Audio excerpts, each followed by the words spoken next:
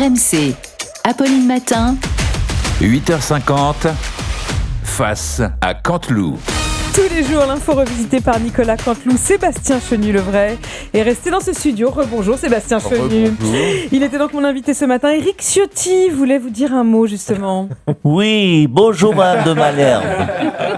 Et bonjour à mon excellent ami de toujours, déjà depuis au moins un an, Sébastien Chenu. Oui, nous nous connaissons tellement bien que l'an prochain, je vous donne un scoop, Madame de Malherbe, avec Sébastien, nous ferons partie du même gouvernement.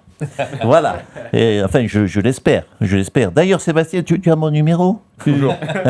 Alors, je te le redonne. 06 23 47 12 85. 85, pas 87, 85. Monsieur Ciotti, le budget de la sécurité sociale est donc passé. Vous aviez voté contre. C'est une défaite pour vous, hein ? C'est vrai que c'est une défaite. Mais c'est aussi, notez-le, une victoire. Vous imaginez si nous avions gagné, Sébastien Lecornu aurait quitté Matignon. Donc, il aurait nommé Jordan Premier ministre jusqu'à la présidentielle, un an les mains dans le cambouis, et il aurait grillé forcément son capital sympathie. Donc, vous imaginez le gâchis, alors qu'il aurait pu être président, notre Jordan. En plus, avec Marine inéligible derrière, non, nos deux cartouches auraient été grillées, donc, pour la présidentielle. Donc, ça aurait été la cata. Non, heureusement, nous avons perdu. Vous restez positif, hein, franchement. Hein. Oui, oui, toujours positif. D'ailleurs, Marine et moi, si Marine et Jordan étaient grillés, après, dans l'organigramme, si je regarde bien, c'est Sébastien, je recompte. Marine Miss France, en deux, c'est Jordan, oui, c'est ça. C'est Sébastien, la troisième dauphine. Donc, il est bien numéro 3. Non, mais on ne sait jamais. Oui, tout à fait. On ne sait jamais ce qui peut arriver. Donc, je te donne quand même mon mail, voilà, du coup, Sébastien. Donc, c'est ericchiotti.@estrosibouffon.fr. Voilà, merci. Sur le portable, vous êtes trompé. Le portable de Ciotti, c'est 0608.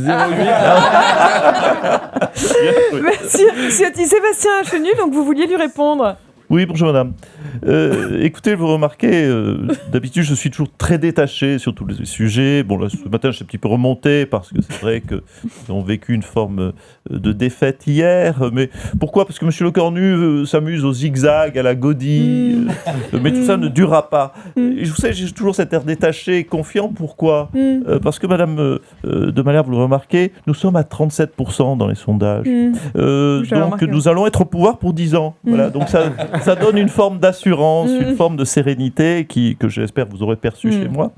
Alors, victoire, défaite, appelez ça sur le budget comme vous le souhaitez. Moi, je vous lis avec beaucoup de distance, tout cela est très accessoire. Est-ce que les propos de Madame Macron, Monsieur Chenu, vous ont choqué, Salcon ? Écoutez, tout cela est très anecdotique. D'abord, moi, ce qui me choque, j'aimerais le retenir, parce que je retiens tout ce que je dis. Je n'aime pas qu'on vole les propos privés. Oui. Voilà. Madame Macron a beau être première dame, elle a le droit d'avoir des propos privés. Vous savez, avoir un langage fleuri, pardonnez-moi, en privé, c'est une liberté. Putain, ça me fait chier, ça me casse les couilles, j'en ai plein le cul. Oui, voilà, c'est ça, par exemple. Ce sont des expressions courantes que chacun a pu employer ici ou là. Et puis, Madame Macron utilise tout le spectre et le registre que lui offre la langue française, étant elle-même experte, puisqu'elle est professeure de français. Je ne vois pas où est le problème. Dans le livre de Nicolas Sarkozy, Monsieur Chenu, on apprend que vous lui avez écrit plusieurs longues lettres. Non, mais écoutez, madame. Non, mais écoutez, madame. Oui, jamais le écoutez, madame. Écoutez, madame. Oui, écoutez, madame. Certains écrivent des lettres au Père Noël. Moi, voilà, j'écris à Nicolas Sarkozy. Et vous voyez, ça m'a pas empêché d'avoir mon cadeau, puisque j'ai eu 2 livres qui m'en sont consacrés dans son livre. 2 pages, oui, Monsieur Chenu. Mais enfin, tout de suite, on retrouve donc Thibaut Texer pour les titres de l'actualité. Oui, bonjour Apolline, ici Thibaut Texer, le journaliste qui avec sa seule voix peut te faire passer un budget à l'Assemblée nationale. On l'a entendu, le Rassemblement national est pour la réouverture des maisons closes. En plus de la disparition de Macron, ils veulent celle des Macros. Et puis, l'enquête administrative sur le vol des bijoux du Louvre est formelle. L'objet le plus ancien du musée, c'est son système de sécurité. Et puis, Salcon, désireuse de faire oublier ses propos polémiques avec Harry Habitant, Brigitte Macron se rendra ce soir au spectacle de Dieudonné.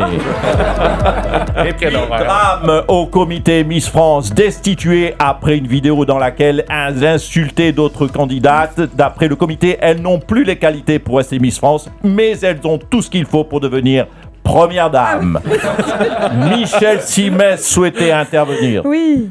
Eh oui, bonjour Marina. Une vague d'indignation après les propos de la première dame parlant de Salcone, mais aussi Miss Provence, qui balance grosse pute.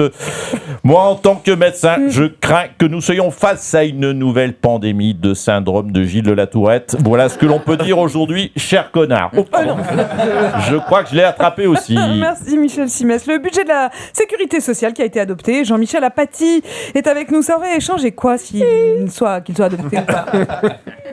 C'est très simple, ma chère Apolline, cher Sébastien Chenu, il le sait. Je vous explique un peu. Un budget de la sécurité sociale non voté, ce sont des dépenses qui ne sont pas maîtrisées. Sébastien Chenu sera d'accord avec moi. Donc des déficits qui s'envolent.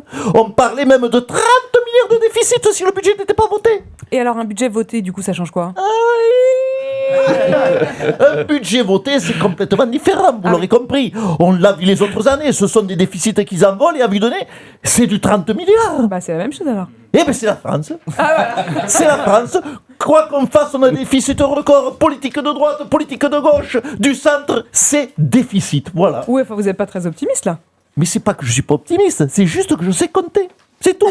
Les hôpitaux sont gratuits, les médicaments sont gratuits, les retraites tombent du ciel. Et vous voulez que ça rapporte de l'argent? Eh bien non, ça en coûte. Et quand ça coûte, eh bien, ça veut dire déficit. Eh bien merci pour cette belle leçon d'économie, Jean-Michel Apathy. Mais attention, il y a des solutions. Il faut faire plein de bébés pour qu'ils payent tout ça. Hein, tenez, monsieur Demanche, monsieur Gage et madame Danjean, vous avez des enfants? Non. Non. Et bien voilà, déficit. Et dans ce studio, je vous le dis, il y a qu'Apolline Malherbe avec ses 18 marmots qui remplissent les caisses de l'État, alors que les autres... Je sauve la France. Merci Nicolas. Face à Canteloup, qu'on retrouve demain à 8h50 sur RMC. Merci aussi à Sébastien Chenu d'être resté avec nous. Le temps est venu de reconnaître et que moi, François Hollande, je suis un tombeur, allons. Le temps est venu de reconnaître.